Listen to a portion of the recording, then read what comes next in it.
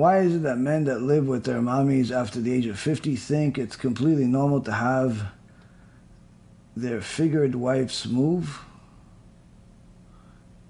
in with them and their mommy? What is the priority?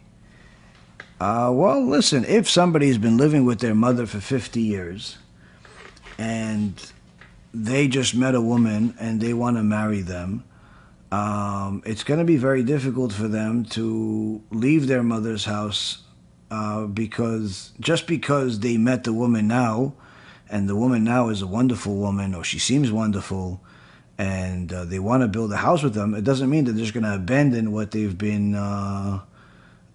used to, accustomed to, and even enjoy until now. It's not especially at the age of 50, their mother's probably older, they don't want to leave her. She's probably a widow. So if a person is living with his mother still at the age of 50, most likely he's never going to leave his mother's house. And whoever wants to marry that person should expect that and not even try to get them to leave their mother's house, because it's an unreasonable request. If somebody's still living with their mother at the age of 50, that's part of the package. If you're coming in to try to change the package, that means you want a different package. You want a different person. A person that's living with their mother at the age of 50 is doing it as part of who they are. They have made a life decision that this is the best thing for them. Whether it is or it isn't the best thing for them, obviously you have to know the person to know whether it's the best thing for them or not. But for a woman to come in and think that they're going to change this person's life at this stage of their life is arrogant and inconsiderate. A person that's living with his mother for that long, it's unreasonable to ask them to leave their mother's house for many different reasons. And quite frankly, it's right for them to stay with their mother at this stage, because if they leave their mother's house at this stage of their life, number one, it's going to be a huge difficulty for their mother to adjust at such an age. Their mother's at least 75, 70, 80 years old. Very difficult for them to adjust. Number two is making their mom suffer this very difficult adjustment for a woman that he doesn't even know yet. He doesn't know if it's going to work out. So what if it doesn't work out with this new woman? Even if the new woman says, I want to marry you. Again, usually people don't get married after a week. Usually people, get to know each other for a little while, and he doesn't know if it's going to work out or not, and they're really going to be happily ever after, especially when people get married at that age. So for him to move out of his mother's house, I don't think it's a reality, and I think that any woman that meets a guy that still lives with his mother should, in essence, assume that this is what it is. If she's not interested in it, then she should not ask the person to go on a date with her, or accept an offer to go on a date with him. She should simply just say, not for me, and move on to somebody else. Just say, that's it. I can tell you the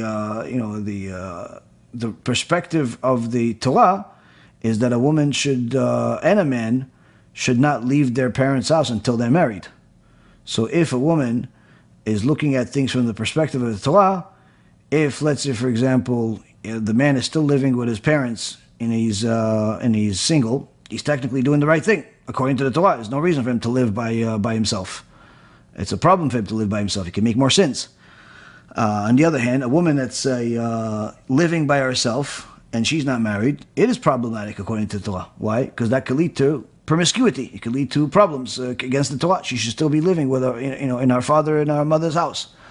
But again, this is obviously, we're talking to people that are, people that have done tshuva later on in their life, or people that did not know this until now. So, of course, there is a understanding of reality. But the point being is that just like we are expecting the world of Torah and, of course, HaKadosh Baruch Hu to understand our limited circumstances and our misdecisions and mistakes in life and accept our tshuva, we have to also be accepting and understanding of other people and their decisions, and not try to adjust the world to our liking. This is one of the primary problems in the world of relationships, especially marriages today, where people are looking for a partner based on somebody that fits them. Meaning, I want I'm gonna marry somebody that meets my criteria.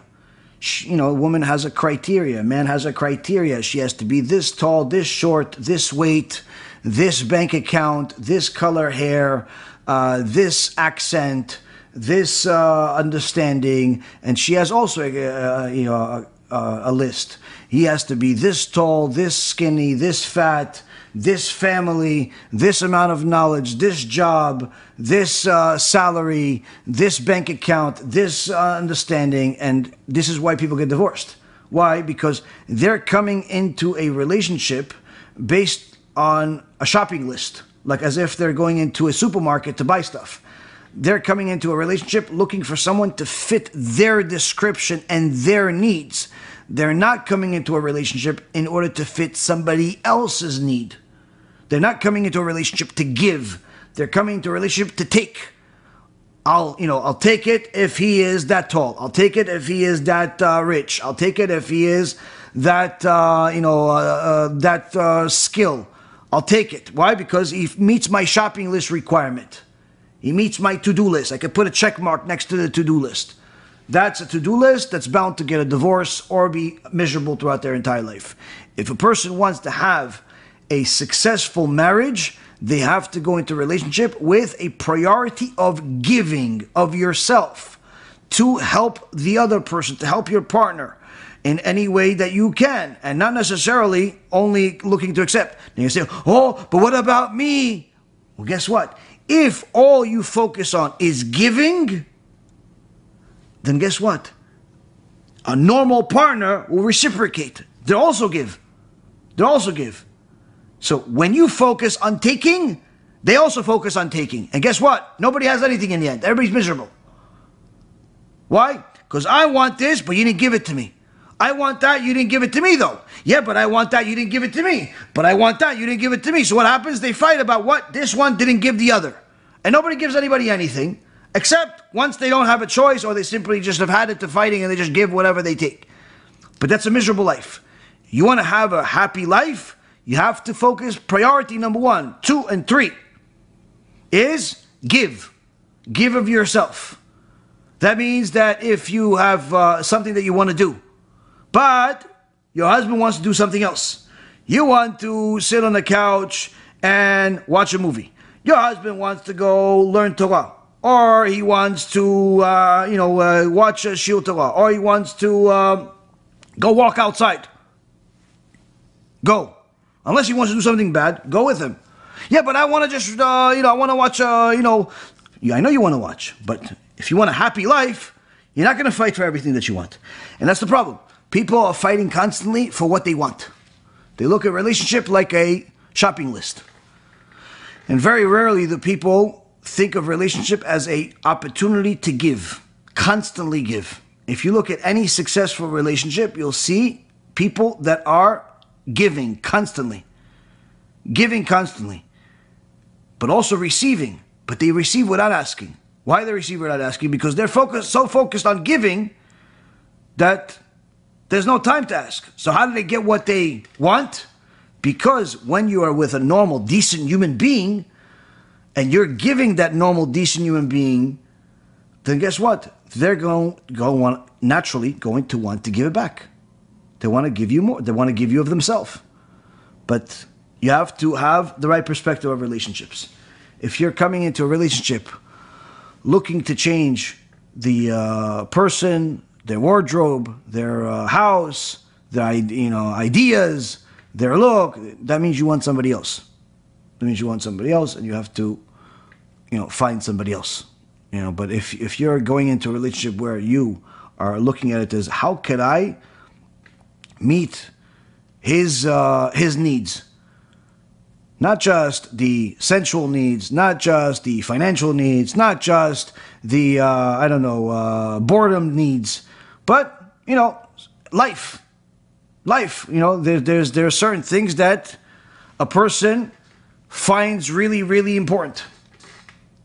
It's really important to them. And if you also view it important, not because you like it, not because you even agree it's important, but it's important for you because it's important to them, that means that you are giving. But if it's only important to you because you agree that it's important, then that means you're not giving. That means that you're still living a shopping list life. So it's important for a person to know if they want to succeed in relationships, give. Give and give. And if you want rule number 4, I'll even give you rule number 4. Since I give you 3 for the same price, I'm going to give you rule number 4. Rule number 4 is, don't forget the first 3 rules. Give, give, give. You do that, you're going to be a happy person.